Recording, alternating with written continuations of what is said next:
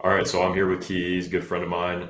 Quick little summary on Kiai. So he has a cool story of how he went from Hawaii to a D2 school, Colorado Mesa, and then ended up transferring from that D2 up to Northern Colorado, where he's at right now. We've known each other for a good bit of time. Knows a lot about the recruiting space. Helped his brother as well with the recruiting process. So super excited to dive into it. Yeah, super glad to have you here, Kiai. I don't know. Really, what I would like to do is just kind of give everybody a quick summary of your story. I know I kind of gave the broad strokes there, but yeah, feel free to take it in. Yeah, I appreciate it, Trenton, and thanks for having me. Like you said, I'm from Hawaii, born and raised local boy from the islands. Grew up, football is my love and passion. I started playing since second grade and fell in love with it. Uh, and then as I got older, I watched the guys before me, like Tua and Marcus, do things at the college level, and I realized that's something I wanted to do with myself and my career. Played high school in Hawaii, and yeah, I just wanted to play college football. One thing that changed my career, my senior year when COVID came around, I decided to Utah to play. So that was kind of a curveball. I didn't see that happening. I went to a school that was from kindergarten through 12, so it was kind of hard to leave all my teammates and stuff. But that was kind of a necessity at the time. Like you said, after that season in Utah, got offered to Colorado Mesa, which is D2 in Grand Junction, Colorado. I went out there for 3 years. Loved it out there. Just had a good time playing high level football and getting my education. Graduated with a degree in sport management, and then at the time I had 2 years left, and I just wanted to enter the portal and get to a D1. That was kind of always my dream. Yeah, I've been at University of Northern Colorado for now a year. Got one more season left, and that's kind of where I'm at right now. Awesome, man. Yeah, a ton of things that we could talk about in terms of I guess first off, a lot of people listen to this. If anybody's checking this out, is probably parents from high school or athletes that are in high school. Obviously, that process of being from Hawaii is so unique. I've worked with a couple athletes from Hawaii. Obviously, I know you that you're from Hawaii. Talk a little bit more about some of the challenges that you guys have to face being kind of out of the mainland U.S. Obviously, because I think that's a unique part of it and how you kind of challenge or at least kind of overcame some of those challenges as well in the recruiting process. Yeah, for us, like throughout the whole process, we kind of knew we were like the under recruited state, and it was going to be harder than everybody else because coaches have to fly, they have to put down money out of their budgets to see us in person. And I know a lot of coaches like to see people in person before they offer, life changing scholarships. So that was always a chip on our shoulder. A lot of times, if you had some money, parents would send us up to camps, like junior, senior year. They could get our name out in front of college coaches, so that helped out a lot. But at some point, we realized like the social media, that was going to be our best bet because we had the same access to social media as everybody else did. So that was kind of my focus for me and my brother, and for others I've helped master the social media part of recruiting because that's how these coaches could find you.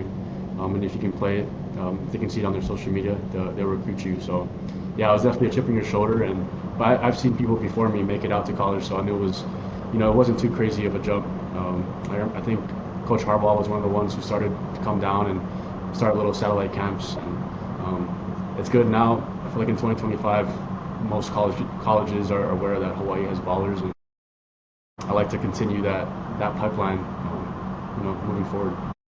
Yeah, definitely, man, definitely. And yeah, obviously, I think a lot of people know that there's good talent out there in Hawaii.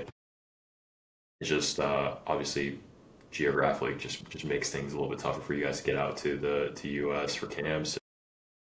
Like you said, coaches aren't really going to be that inclined to hey, I mean, not that there's anything wrong with going to visit Hawaii, but I'm sure all the coaches want to go out there, but just time wise, it definitely takes up a lot of time, a lot of resources to get out there. Talk a little bit. I actually don't know this part of your story. How did Colorado Mesa end up recruiting you, and when did they offer you scholarship? Kind of take us through that timeline and how that all happened. Yeah, they're in my process probably the last school that did offer me. So I mean, I was talking to them throughout my senior year, and they're just, they're always saying oh, we'll wait till next week, see how you are, and they're always looking at their boards.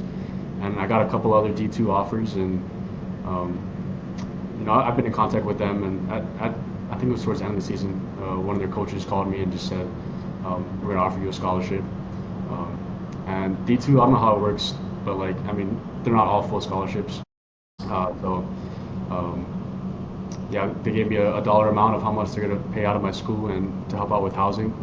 And yeah, I basically took that, and I thought it was the best opportunity for me and decision at that point in time, and I think it was.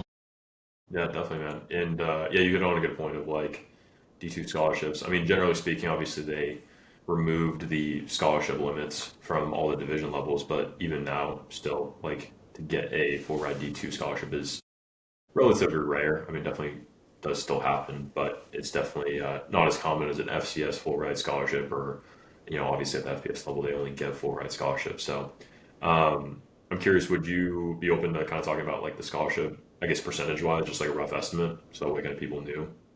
Yeah, I mean, if you want, I can just give the number. Yeah, go for it, go for it. Yeah, whatever you want to be open with. I mean, they just offered here. That was the number they gave me, and I don't know if that's high or low compared to others. I was pretty like respectful of other people's scholarship. Like, I didn't really ask people, but that was what it was for me. And for me, I had a high GPA. I was a 4.0 guy out of high school.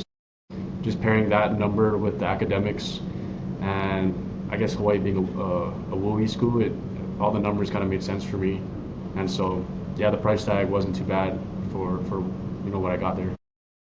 Yeah, awesome, man. Yeah, I mean, I imagine the academics probably bigger than the athletic, and yeah, I didn't even think that. Yeah, the WUI is the Western. I think it's Western undergrad Undergraduate exchange. education exchange. Gotcha. Yeah, yeah. And so yeah, that obviously helps out as well. That's awesome, dude. Yeah, yeah. I totally didn't even think about Hawaii being in that as well, but that's good. But yeah, I appreciate you being open about that. Yeah, I mean, it's just I imagine it came out to probably what, like total scholarship amount was probably 60-70% of covering it, right? Yeah, it covered a good amount. Like, and then I also had some work study stuff, and so paired with that, it was everything was almost pretty much covered. So I was happy with that. Awesome, man. Yeah, not much more that you can ask for that. So that's awesome. Yeah, it was funny. I guess the work study that we had was basically doing the laundry for our team. We didn't have a laundry equipment manager, so I remember like after I signed up for the job, and um, after practice I'd be the one putting the clothes in the washer, drying it, hanging it up in everybody's locker, and I was like, it's probably wasn't I was expecting going to college because my high school we had a whole crew for that, but I like those moments like just being humbled, knowing that like you're never gonna take things for granted, and that kind of helped me out, and people saw that I was taking this job and they would help out sometimes, so I like that part of my career path. Yeah, yeah, definitely, man. Appreciate you sharing that. Um, so yeah, I again appreciate you being open about the numbers and everything like that. I think like that is the reality that most of the time those academics and the little like tiny scholarships like the WUI, or there's different things that schools have that are more circumstantial, that usually add up to if you're not going FCS or FBS, like usually that's going to be your primary of your scholarship amount. That was the case for me at Morningside. Was like my athletic scholarship wasn't really that much. Like it was around the same that yours was, and the rest of it was academic and like these nuanced scholarships that they throw in, and it made it up to 30K per year for the tuition over there. So it's like it adds up a lot, and big reason why you take care of your grades in high school, because that stuff helps out a ton. Um, but yeah, definitely appreciate you sharing that. And then obviously you were at Colorado Mesa for 3 years and then transferred to University of Northern Colorado. I guess everybody has that, especially a lot of the high school guys now know that, hey, the transfer portal is there. I can always move up, and a lot of people have that ambition to do it. I actually, we're going to be talking in a future podcast to another guy that like made that move. He went from a D3 to Boston College. I mean, kind of talk about like the raw reality of like transferring up, like what people should be aware of. How realistic is it actually to transfer up, and what that process looked like for you as well. Yeah, I mean, for me in my head, it's a numbers game, and it's a big game of musical chairs, and like you said, it's like a dating. Like they only have a certain amount of spots, and you can be really good, and if they don't have a spot for you, it doesn't really matter. So I like to like do some research, kind of see how other rosters of teams that you would like to go to see how much positions they have at, how much spots they have at your position, and kind of be realistic to see if like, did they even have the opportunity to even take you. And also, yeah, being honest with yourself. A lot of people feel like they can move up levels. I mean, these coaches now, there's so much players that want to move up to their level that they're going to be pretty spot on with their analysis and their scouting. I'd say it's definitely a challenge, but if you do your research and get some advice from like people who know the system, that'll be your best bet to make sure that you're making the best decision. Yeah, for sure. I'm curious, like, did you? I mean, kind of what was your plan heading out of the transfer portal? Like, what? Because I think that's one thing. Like, I didn't go through the transfer portal. I went through the transfer process with junior college, but it's not, it's not exactly the same thing. But what was kind of like your plan with heading out of the portal? What was your mindset with it all? And I'd also be curious on like, I imagine you had other teammates that went to the portal. I know one of them with Trevin, but like, what happened in their cases as well? Because I mean, I don't have the stats in front of me, but I know like the numbers are relatively slim if you're trying to transfer up, and definitely want to talk more about that reality there. Yeah, I think you bring up a good point. Like a lot of people who enter the portal actually have different um, motivation. Like some people want to play at the highest level possible. Some people just don't mind if they're at the same level, just want to get a fresh start. For me, my thing was I wanted to play at the D1 level, so that was just one check mark.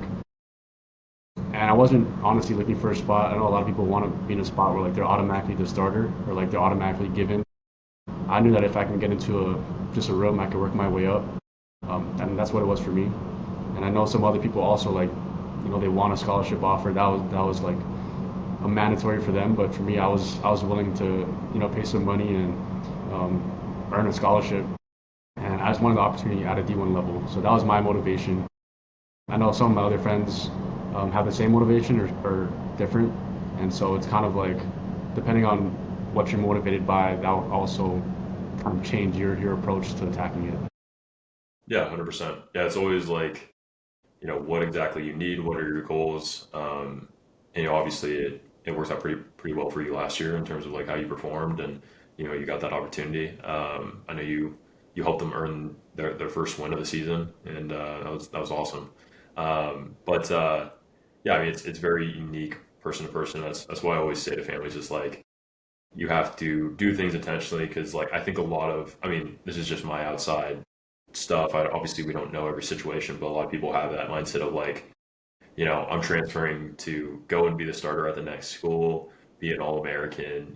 I'm only going to transfer to an FBS school and, be the guy. And that just, again, it's such a, you see those stories so often, obviously, because they're going to be the ones that pop up, but it's like, it's so rare. Um, and so obviously having that set goals, like if that is your goal, awesome. But like you also have to know what that takes to ultimately get there. And, and I think you did it the right way and that like you knew, hey, this is kind of what my situation is. This is going to give me the best shot at doing so, and you got it done, which is awesome, and you end up in a good situation. Um, I know one of the things I did want to hit on was some of the unique exposure methods that you used when you're going through the transfer portal. I mean, kind of talk about some of the things that you would think through when you were going through that process, just trying to get in touch with coaches, because obviously that's like the biggest issue that most family face and that can be so difficult. I know you did some unique stuff that was helpful that I've kind of heard of, but I've anecdotal stuff. So we'd love if you shared that. Yeah, I mean, for me, I like to say I'm like I like to think deeply about different things and try to think out of the box. So, yeah, I mean, going through the portal process, I knew like, I don't know the number, but thousands of people are on this portal, talking to a few coaches, and so they're getting bombarded from left and right. So I wanted to make sure like when I did contact them, my stuff would stand out. And so I'd kind of like on Twitter, I don't know if you can still do it now, but you can check like if a coach liked the post recently or if a coach posted recently, I knew that he was on his Twitter account. I knew he was active, and so I would then go and try to message those guys because I know they're on the app. I know they'll see my message, stuff like that. I'd also like look up all the stats for the week, see which schools honestly were struggling on offense because they probably would be more inclined to look for a quarterback versus a team who's killing it on offense. Just kind of supplying the demand and kind of seeing what teams want. I know we talked about this before, but also like I had a big spreadsheet of all the teams' bye weeks. College coaches just have more time generally on a bye week versus game planning, and so I would plan out all my communication with certain teams during those bye weeks and maximize the amount of attention I could get. And also just trying to find coaches' phone numbers. I guess they have a lot of people emailing them and DMing them, but not a lot of people texting them on their phone numbers. So I made it a thing to sometimes even go on top of the roster and ask players like, hey, could you hook me up with your coach's number, or could you like put a word in for me? And kind of a combination of all those things put together kind of made a direct focus and a little bit more successful than if I maybe haven't used any of those techniques. Yeah, for sure, man. I mean, like what you did was, just get more, more creative with it, and you were like, hey, like, what can I do to get myself the best shot? And that was, really like just exploring every opportunity. Like, I think a lot of people would be, scared that that stuff's not going to work and it's not going to be useful. But it's like, maybe you come at it from the right approach, as I'm sure you did with your messages and everything like that. Like, yeah, you can get in touch with some players that will be like, hey, man, like, yeah, I heard we're looking for a quarterback, we're looking for a receiver. Would love to put you in touch with him. You know, I'll pass along the info or whatever, and it works out a surprisingly amount of times, especially if you do it like the right way. So, yeah, I mean, it's again testament that like there's ways to do this stuff that not everybody necessarily thinks about, but you know actually taking on action on it is a huge part of it. Which again worked out for you pretty well. So, um, and I know you also got your brother, PWO over to BYU. And, I think that's a pretty awesome thing. Is that like you were able to do it again to help out your brother with that. Uh, I mean, what was some stuff that I guess an interesting thing would just be like, what did you learn from your recruiting process? Plus, you're going through the portal and everything like that, and then you also helped out your brother. Like, what were some things that, like, mistakes that you made in your past processes that you then applied to your brother, and really stuff that you try to emphasize with him? I know when we talked about it, you talked about like the bye week stuff was definitely a big thing that you guys added in. Was there other stuff that you felt like was super helpful to him? Yeah, I'm trying to think. I mean, I can't really think too much about like problems I did throughout my recruitment, but I mean, for him just as a prospect, he's different than me. He's 6'4", and I'm not, and that was a big thing. Like, we could definitely like just prioritize his height because I mean, a lot of coaches they love height. That's just the nature of the game, and so that was kind of my approach to it. Just show off throughout Twitter and through social media and the way he can play. Like, I knew that that's something coaches could look at. Yeah, like you said, I was trying to be kind of the same creativity as I did throughout mine, and yeah, just once offers started rolling in for him, I could tell like coaches would catch on, and I guess momentum is very real in recruiting. I could see it with him. It starts off he didn't have any offers going into senior year, maybe like two D3s, and so just slowly they start coming in, and eventually you got the eyes of BYU and Provo. It worked out. Yeah, yeah, definitely. I didn't realize he was 6'4". That's rough that you got the bad side of the genes. Just a little bit, yeah. Yeah, because how tall are you? You're like six I'm foot, like right? 5'10". I'm 5'10". 5'10". Jeez, Yeah, man. Jeez. yeah. I'm a Yeah, lot. really dirty. My other brother's 6'3", so it hurts. It really hurts. That's rough, man. I Yeah. feel for you there. So that sucks. So that's frustrating right there.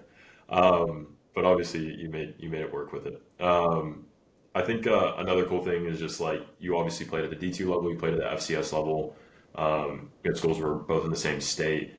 I mean, any kind of, and I know you guys are also playing you said you're playing a RMAC school as well in this season. So like, what is what is kind of the difference between D2 and FCS that you've seen so far? Obviously, like you went from a relatively, I'd say, top tier D2 conference to definitely a top tier FCS conference with the Big Sky.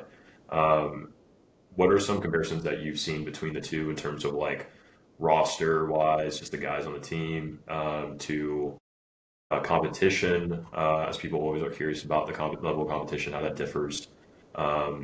everybody knows that, generally speaking, obviously the stadiums and whatnot, facilities are going to be a little bit different. But would be curious to hear your what things that you noticed were differences and which were actually much closer in similarity than people might think. Yeah, I guess, I mean, starting off, like, D2 got dogs, and I think we all know that. I mean, all levels have some good players. I know a lot of guys at D2 could definitely play at the D1 level for sure. And a lot of guys at the D1, like, maybe they're not really good enough and they should be at the D2 level. So there's a little bit of both. I think probably the biggest thing is the depth of the roster. The D1, once you get down to the twos, the threes, the fours, there's a little bit more skill and more talent than obviously the lower levels. I think just at, being at the D1 level now, there's like a lot more staff members like helping out. Uh, that's one difference I see, and obviously you play in bigger stadiums, you get more attention, you get more of that stuff. So that's different. Speeds, I'd say speeds definitely a little faster. But other than that, I mean, I've always liked the adage that I mean, football is football at whatever level. A hitch is still a hitch at D2 or D1. Like you just got to make all the same throws, the game the same way, and yeah, it's up your level. Yeah, absolutely, man. Love that you started off with just how D2 has good players too. I think every player that has played at different division levels or knows guys at different division levels, I mean, all know that, and I think it's you know plenty of disrespect that goes D2's way and NA's way and D3's way, and there's good players at all levels for sure. So I can't agree with you there more. Obviously, one thing you hinted on is like the atmosphere in terms of like stadiums and whatnot. And I know you made your first start at I think was it Montana or was it Montana State? Montana State. Montana State. Obviously, that's I mean a pretty good environment over there. You had to make your first start over there. Mhm. Um, I mean, what was that like, and how did you deal with some of that? Yeah, I mean, I think the number, I don't know, it was in the 20,000s attending that game, and that being my first start. I mean, it was I guess you could say it was nerve-wracking, but that's the opportunity. Like I worked for my whole life for stuff like that. I guess being at the D2 level, you get crowds from like 1,000 to 3,000 around there, so it's a jump and a half.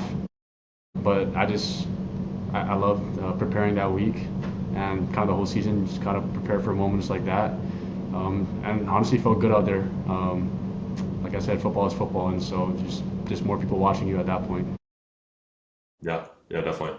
Yeah, right on point there. Obviously, a really cool environment to be in. That's awesome that you got the The opportunity. crowd noise, I mean, the crowd noise does make a difference. So that you have to adjust to that, and like other places. That's definitely a thing.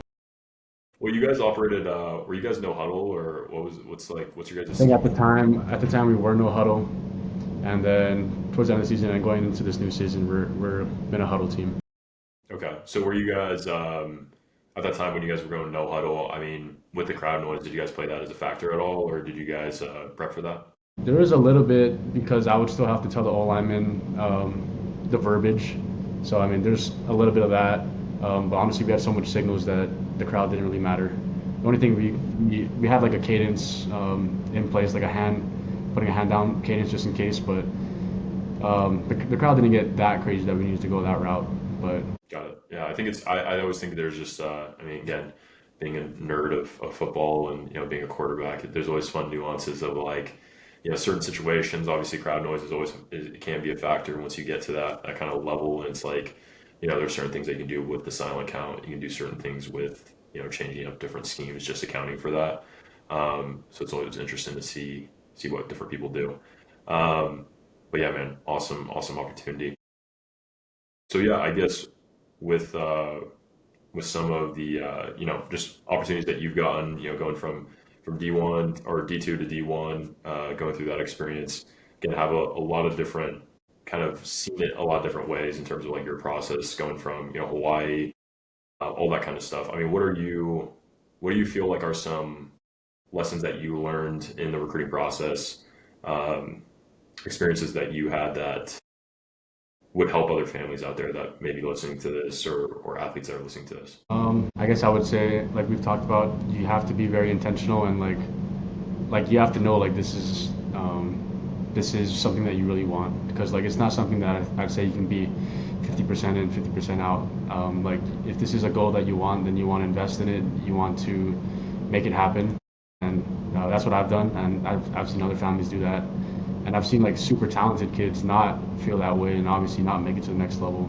So I guess that's the first question you kind of ask yourself, like, is this something I really want? And if it is, then you can look into, how others have done it and the ways that people have done it before, because success leaves clues. And yeah, that's a good question just to ask yourself at the beginning of this process. Yeah, definitely. I imagine, and like this is a common theme that I see across like families that have succeeded or just other athletes that I know that have succeeded. It's like often the way that we view things is I don't know, I think maybe not necessarily like what everybody would think, and that I imagine you thought the same way too. It's just like I love football. I'm gonna pretty much continue playing football however I can. I really don't care where necessarily. Like I'm gonna find a school that likes me and that I feel like is a good opportunity for me, and I'm probably gonna take it. Um, I know that's kind of what I did with me. Like I had out of high school. I mean, you said 4.1. I was right around the same. And I went the junior college route, which like a lot of people at my school were like, "Why are you going JUCO? Like that's weird or whatever." And it's like I want to go play football and go find a good school, and that worked out for me. And I went to a small school out in the Midwest to go play, and had a blast over there. But a lot of there's obviously some families that or kids that don't feel that way, and that's perfectly fine. It's just like it's an honest question that you have to ask yourself, because you're just not going to get the best results if you don't do that, and you're not committed to this process. And again, everybody's got different goals, different ways of doing things, but you need to make sure that you're aligned with that. So I think you're right on the point there. Well, shoot, man, don't have anything else for you. Appreciate your time. It's been a blast, blast having you on, getting to catch up and everything like that. I don't know if you want to shout yourself out on X or anything like that, in case people want to follow you and ask you any questions. But again, appreciate having me on or having you on. Yeah, I appreciate it. Yeah, I mean, all my social media is basically my name, Kiai Keone, and I guess you can find me on Twitter and Instagram. But yeah, I appreciate it, Trenton. I know I've known you for some time now, and I'm super in awe of what you've done and what you've continued to put together, and just happy to be along throughout this process. Yeah, absolutely, man. Absolutely appreciate having coming on, and it's been a blast talking. Yeah, appreciate you guys for watching. This is going to be the first episode of however many that we're going to do. So yeah, super glad you came on, and if you like this, be sure to subscribe or follow wherever you're checking this out, and I'll see you guys in the next one.